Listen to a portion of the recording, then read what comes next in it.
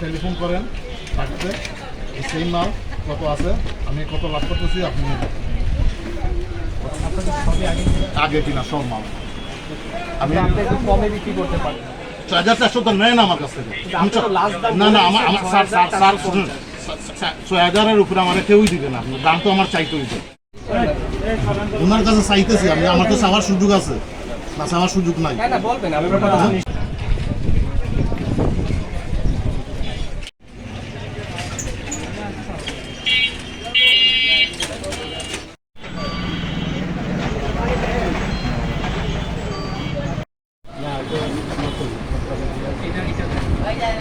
কত নম্বর 1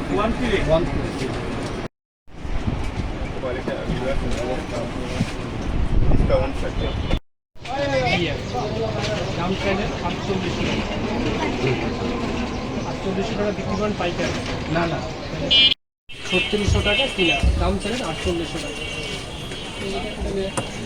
মেমো কিন্তু রাখতে হয়, এটা আগের মেমোটা বের করলেন, আগের মেমো অনুযায়ী দেখলাম 1200 টাকা লাভ হয়। একটা ফ্যানে 1200 টাকা লাভ করা যায় না, উচিত না। 1200 টাকা লাভে দামটা চাইলেন, এটা কি উচিত কিনা? উচিত না। আরেকটা হলো আপনি বলতেছেন আপনার আরো বেশি দামে কিনা, আপনার মেমোটা নেই, মেমো তো থাকা উচিত। যেখানে কম পাই সেখান থেকে কিনে, এখন আর 1000 টাকা 1200 টাকা ফ্যানে লাভ করার সময় আর নাই।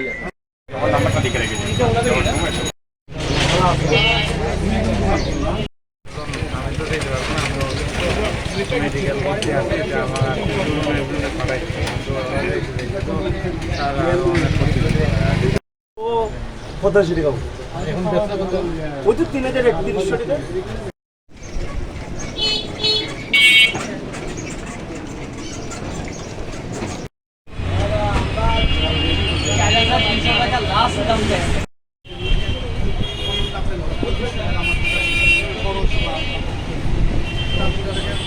দেখেছেন যে আমরা সকাল থেকে ভোক্তা অধিকার সংরক্ষণ অধিদপ্তর এবং ক্যাম্প আমরা অভিযানে বের হয়েছি। গরম পড়েছে প্রচুর।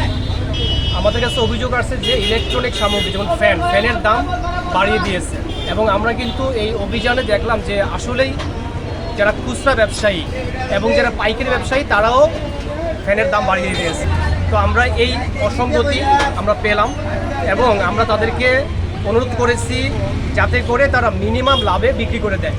তো আমরা আজকে আইন লঙ্ঘনের দায়ে ভোক্তা অধিকার অধিদপ্তরের আজকের অভিযানে 3টি প্রতিষ্ঠানকে 6500 টাকা জরিমানা করেছি, এবং আমরা গোয়েন্দা তথ্য নেব প্রতিদিন যে তারা যাতে ন্যায্য দামে বিক্রি করে, ক্রেতারা যাতে সাশ্রয়ী দামে এই ফ্যানগুলো পায়। তো আমাদের এই অভিযান চলমান থাকবে।